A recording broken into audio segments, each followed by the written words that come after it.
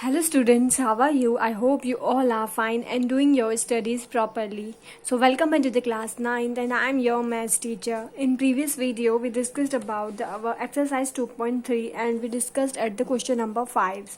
And today we will discuss the question number 6. Okay, let's see. So question number 6 is, if p of x is equals to this, then find the remainder when p of x is divided by 2x minus 1 and also verify the result by actual division. आपको क्या करना है, actual division करना है, division वाली process को follow करना है और क्या करना है, रिमाइंडर जो है इसका फाइंड आउट करना है. तो अपने को क्या करना है, 2x माइनस 1 को इससे डिवाइड करना है. तो चलो ये क्वेश्चन मैं आपको बताती हूँ. ये मैंने पहले से सॉल्व किया हुआ है तो मैं इसे बताती हूँ आपको क्या होगा. ये देखिए आप इस क्वेश्चन को, हमें 2x माइनस 1 को 4x cube minus 12x square plus 14x minus 3 से डिवाइड करना है. ऊपर वाला जो आंसर है, पहले हम 2x और 4x क्यूब, हमें यहाँ ऊपर ऐसी वैल्यू रखनी है कि इन दोनों को मल्टीप्लाई करने पर आपके 4x क्यूब आए. तो यहाँ पर मैंने 2x स्क्वायर पुट किया. 2x स्क्वायर को 2x से मल्टीप्लाई करने पर 4x क्यूब आएगा और 2x स्क्वायर को माइनस 1 से मल्टीप्लाई करने पर माइनस 2x स्क्वायर आया.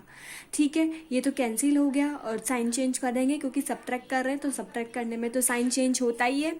ठीक है, अब इसमें से ये माइनस हुआ तो माइनस 10x स्क्वायर और 14x एज इट इज़ आ गया. अब आपको ऐसी वैल्यू यहाँ पर राइट करनी है कि इन दोनों को मल्टीप्लाई करने पर माइनस 10x स्क्वायर आ जाए. तो मैंने यहाँ पर माइनस 5x पुट किया. माइनस 5x को मैंने 2x से मल्टीप्लाई किया तो माइनस 10x स्क्वायर आ गया.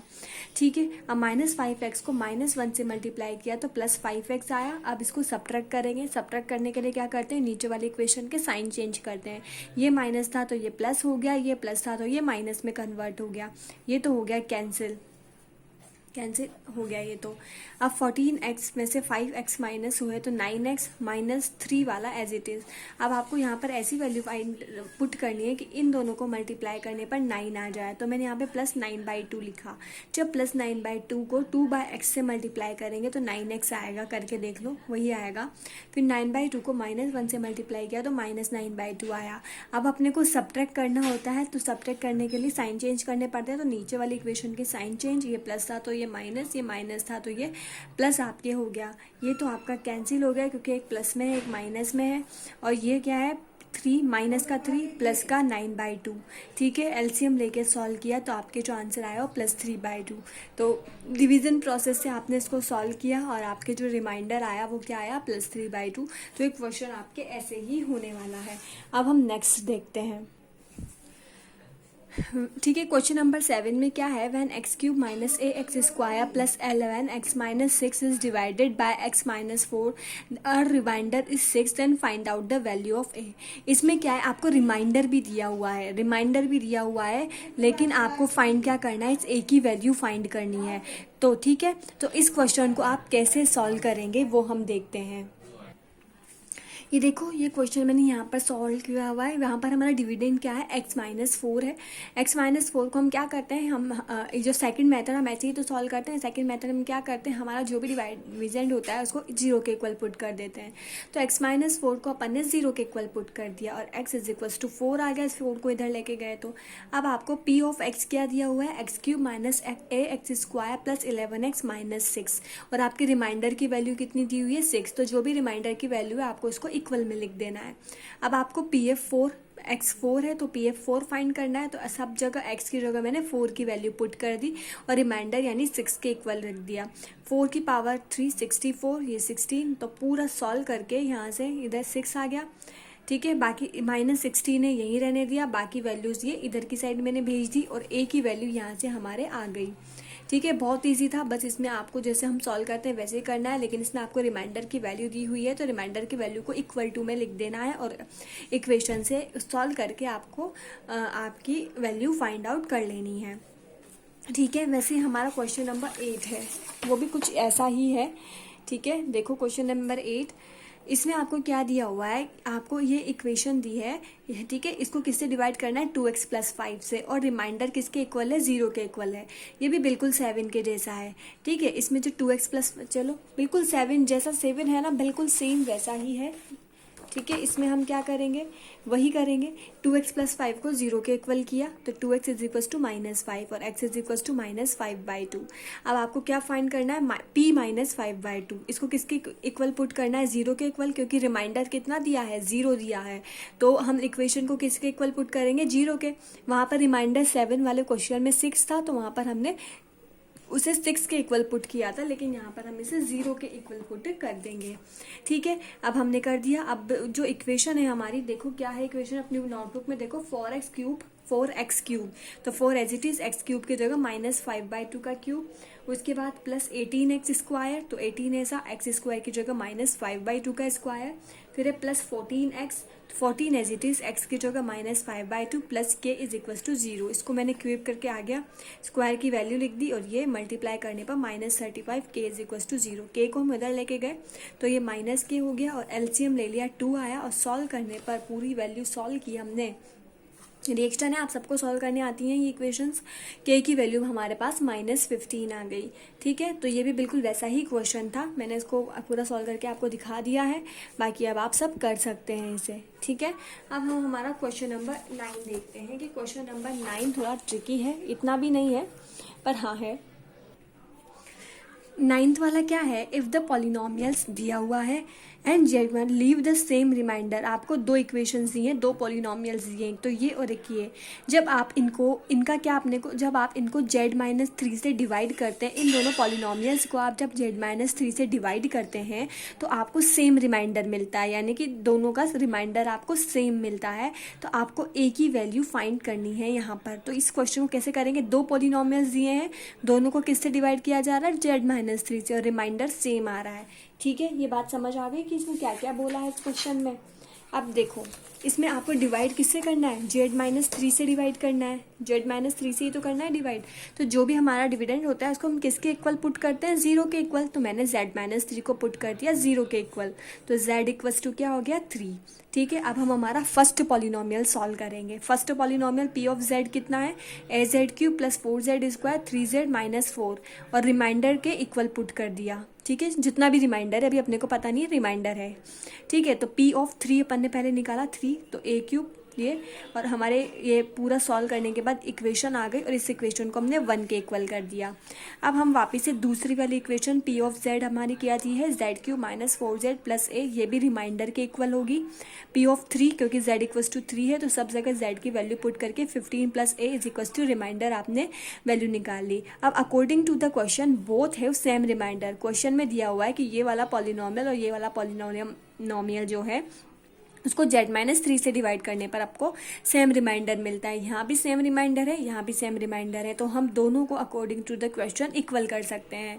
दोनों इक्वल होंगी क्योंकि रिमाइंडर तो सेम है। ठीक है, इक्वेशन 1 और इक्वेशन 2 के अकॉर्डिंग रिमाइंडर सेम है, तो ये दोनों आपस में इक्वल हो गए। तो 27a - a को मैं इधर ले आई और 41 को उधर लेके गई, तो -41 आ गया।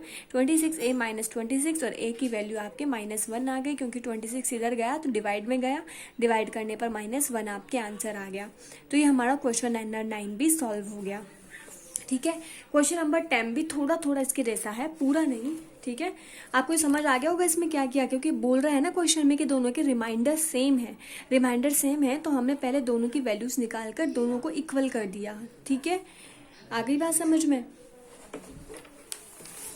अब हम क्वेश्चन नंबर 10 देखते हैं। क्वेश्चन नंबर 10 क्या है, इफ़ द पॉलिनोमियल, आपको एक पॉलिनोमियल दिया है, is divided by x - 1 and x + 1। अगर हमें जो पॉलिनोमियल दिया है इसे हम x - 1 से डिवाइड करते हैं और x + 1 से डिवाइड करते हैं, तो हमारे रिमाइंडर क्या आते हैं, 13 और 9।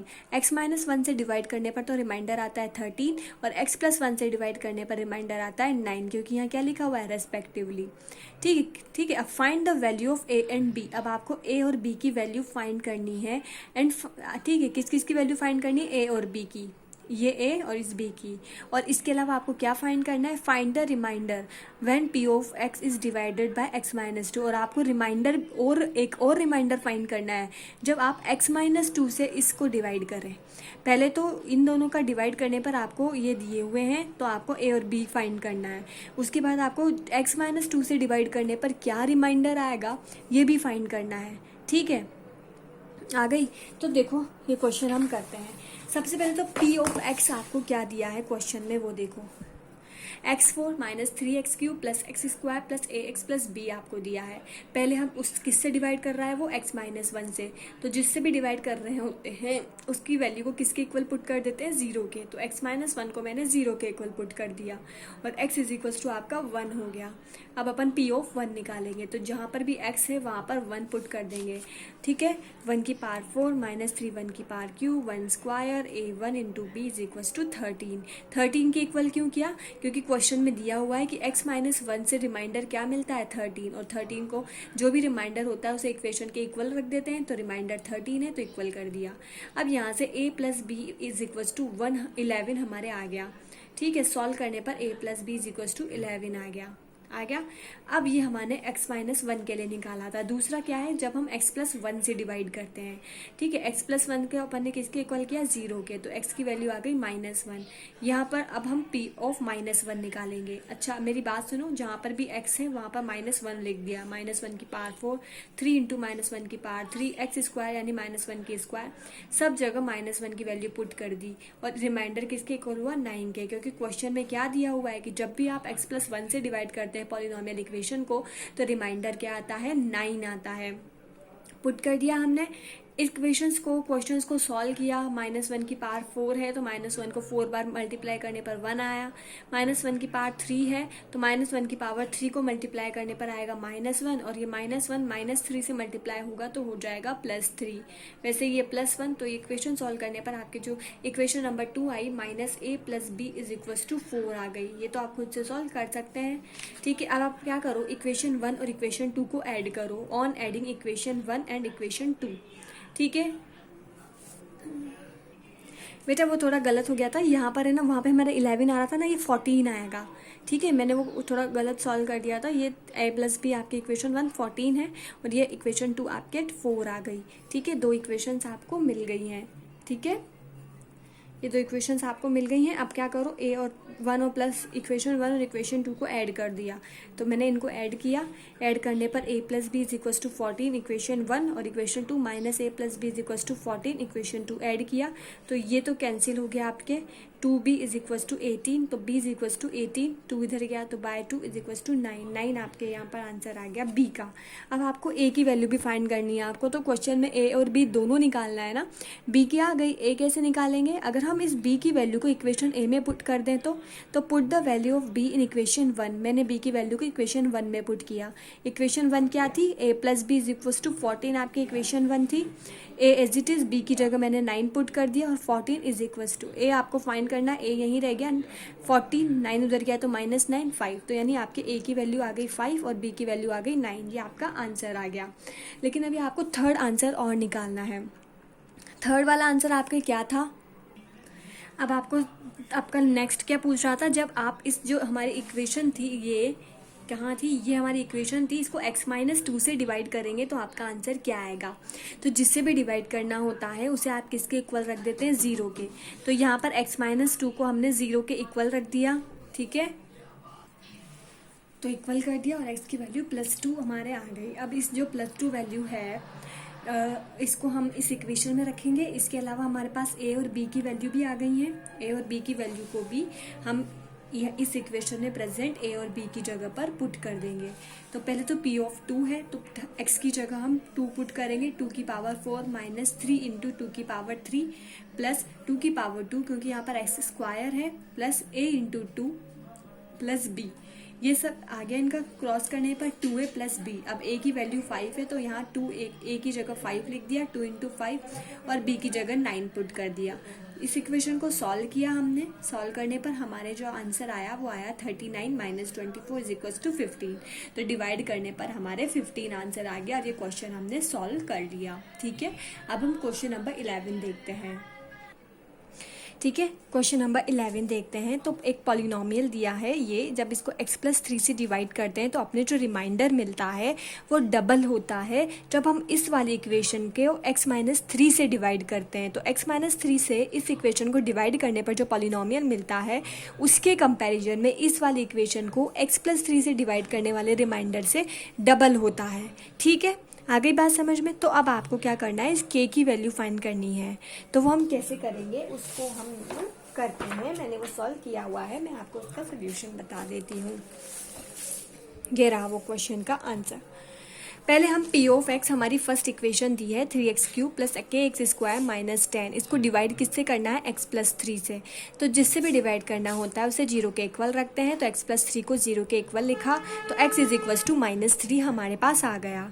अब -3 की वैल्यू इस इक्वेशन में पुट की, तो p of -3 is equal to, ये -3 की वैल्यू पुट करने पर हमारे एक इक्वेशन आ गई -91, सॉरी हाँ -91 प्लस 9k। ठीक है, ये हमारी इक्वेशन आ गई।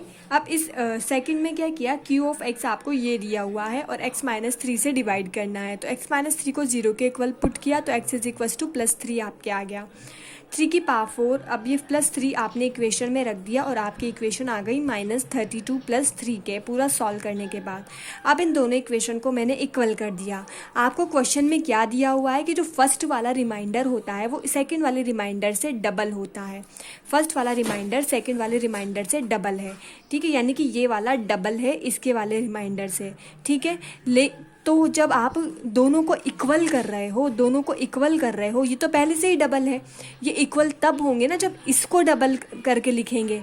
ठीक है, तो मैं मल्टीप्लाई इस साइड करूँगी क्योंकि ये तो पहले से ही डबल है। आपको इनको इक्वल करना है और ये इक्वल तब होंगे जब इसे मैं डबल करूँगी। तो मैंने इसे 2 से मल्टीप्लाई किया और ये इक्वेशन को सॉल्व कर दिया। यहाँ पर ये अंदर, ये 2 को अंदर मल्टीप्लाई किया, के वाली वैल्यूज़ को इधर ले गए, बाकी नॉर्मल वैल्यूज़ को इधर ले आए और के आंसर हमारे 9 आ गया। तो एक क्वेश्चन हमारे ऐसे सॉल्व होगा। अब हम नेक्स्ट क्वेश्चन देखते हैं। क्वेश्चन नंबर 12 हम देखते हैं। हमें R1 और R2 जो है रिमाइंडर है। R1 हमारा तब रिमाइंडर है, ठीक है, जब ये हमें 2 वैल्यूज़ दी हुई है। जब हम x प्लस 3 को इससे डिवाइड करते हैं तो R1 रिमाइंडर आता है, और जब x माइनस 2 को सेकंड वाली से डिवाइड करते हैं तो R2 रिमाइंडर आता है। और हमें R1 और R2 की वैल्यू दी हुई है, मतलब एक इक्वेशन ये भी दी हुई है और k की वैल्यू फाइंड करनी है। ठीक है, ये हमारा क्वेश्चन है। ये कैसे सॉल्व करना है इसे हम देखते हैं। ठीक है, हमें p ऑफ x दिया हुआ है और पहले इसको किससे डिवाइड करना है, x प्लस 3 से। तो जिससे डिवाइड करना होता है उसको हम 0 के इक्वल पुट कर देते हैं। हमने x प्लस 3 को 0 के इक्वल पुट किया तो हमारे x की वैल्यू -3 आ गई। और फर्स्ट इक्वेशन में x की जगह -3 पुट किया और हमने एक इक्वेशन निकाल ली, -27k plus 74 is equal to R1। मैंने ये सारी इक्वेशन को R1 के इक्वल क्यों लिखा, क्योंकि हमें पता है कि हम जब इक्वेशन लिखते हैं तो हम उसे रिमाइंडर के इक्वल करते हैं। और हमारी जो फर्स्ट, जब हम x प्लस 3 को इससे डिवाइड करते हैं तो हमारा रिमाइंडर R1 है। तो हमारी इक्वेशन 1 ये आ गई, हमने इसे रिमाइंडर के इक्वल कर दिया। ठीक है, अब p ऑफ x जो है, अब हम उसको x माइनस 2 से डिवाइड करते हैं। इस बार p ऑफ x ये वाला है सेकंड इक्वेशन, उसको x माइनस 2 से डिवाइड करना है। तो x माइनस 2 को 0 के इक्वल पुट किया और x इज इक्वल टू +2 आ गया। अब 2 वैल्यू को इस इक्वेशन में रख दिया, 2 की पावर 3 - 5, 2 की पावर 2, 2 इंटू k प्लस 12 और R2 की वैल्यू यहाँ से हमने फाइंड कर ली। तो ये हमारे इस पूरी इक्वेशन को R2 के इक्वल रखेंगे क्योंकि इस इक्वेशन के लिए रिमाइंडर R2 है, तो ये टोटल R2 के इक्वल होगी और R2 की वैल्यू आ गई। अब हमें क्वेश्चन में दिया है कि R1 minus R2 is equal to 16 है। ठीक है, इक्वेशन 1 जो है हमारी वो R1 के इक्वल है, तो R1 की जगह हमने इक्वेशन 1 लिख दी और R2 हमारे 2k के इक्वल है, तो R2 की जगह हमने 2k पुट कर दिया और ये 16 के इक्वल आ गया। अब k वाली वैल्यूज़ हमने इधर रहने दी, नॉर्मल वैल्यूज इधर लेके चले गए और यहाँ से हमने k की वैल्यू फाइंड कर ली जो कि हमारे 2 आ गई। ठीक है, तो ये क्वेश्चन ऐसे ही सॉल्व होगा। ठीक है, इसके बाद हमारा 13 क्वेश्चन देख रहे हैं। 13 क्वेश्चन में हमको डिटरमाइन करना है कि इसका फैक्टर है या नहीं। तो ये बात मैं आपको पहले भी बता चुकी हूँ, ये फैक्टर तभी होगा जब आपके रिमाइंडर 0 आएगा। ठीक है, रिमाइंडर 0 आने के लिए क्या करेंगे, सबसे पहले आपको इसमें डिवाइड करना है। तो क्या करेंगे, x प्लस 4 को 0 के इक्वल रखेंगे। 0 के इक्वल रखने पर आपके x की वैल्यू -4 आ जाएगी और -4 वैल्यू आप हर जगह x की जगह रख देंगे। अगर आपके आंसर 0 आ रहा है तो आपका फैक्टर होगा, अगर आपका आंसर 0 नहीं आ रहा है तो आपका फैक्टर नहीं होगा। तो सभी क्वेश्चन में आपको x की वैल्यू पुट करनी है, यहाँ से निकाल के x की वैल्यू सब जगह पुट करनी है। अगर आंसर 0 आ रहा है तो रिमाइंडर होगा और नहीं आ रहा है तो रिमाइंडर नहीं होगा। मैं आपको ओनली क्वेश्चन नंबर 4 बता देती हूँ, बाकी आपको खुद करने हैं। तीनों बहुत ईजी है, सिर्फ आपको x की वैल्यूज पुट करनी है और आंसर निकालना है। क्वेश्चन नंबर 13 के बाकी क्वेश्चन आपको करने सेम ऐसे ही होंगे, ठीक है। बस एक क्वेश्चन मैं आपको बता दे रही हूँ, ठीक है। मैंने आपको बता दिया कि आपको एफ ऑफ एक्स की वैल्यू दी हुई है हर क्वेश्चन में और जी ऑफ एक्स की वैल्यू दी हुई है हर क्वेश्चन में। इसका मतलब आपको इससे डिवाइड करना है, जिससे भी डिवाइड करना होता है इसे जीरो के इक्वल रखते हैं। तो सभी क्वेश्चन में उस जो आपको जी ऑफ एक्स दिया होगा उसे आपको जीरो के इक्वल करना है और वहाँ से आपको एक्स की वैल्यू फाइंड कर लेनी है और एक्स की वैल्यू को आपको जो आपकी एफ ऑफ एक्स वाली इक्वेशन है वहाँ पर पुट करना है। सभी क्वेश्चन में यही करना है। तो यहाँ पर हमारे एक्स की वैल्यू √2 आई। अब √2 को इस इक्वेशन में पुट करते हैं। 2x² की जगह √2 का square, 2√2 X square minus 2√2 as it is X square की जगह √2 का square plus √2 as it is X की वैल्यू √2 है तो इंटू √2 प्लस 4, ठीक है। 2 × 2 ये पूरी इक्वेशन हमने सॉल्व कर लिया। सॉल्व करने के बाद हमारे आंसर 10 - 4 √2 आया, ठीक है। क्योंकि ये आंसर 0 नहीं आ रहा है तो ये आपका फैक्टर नहीं होगा, तो इसका आंसर होगा no, this is not factor of this, okay. अगर आपके आंसर 0 आता है तो ही आपका फैक्टर होगा, यहाँ पर 0 नहीं है तो ये फैक्टर नहीं होगा, ठीक है।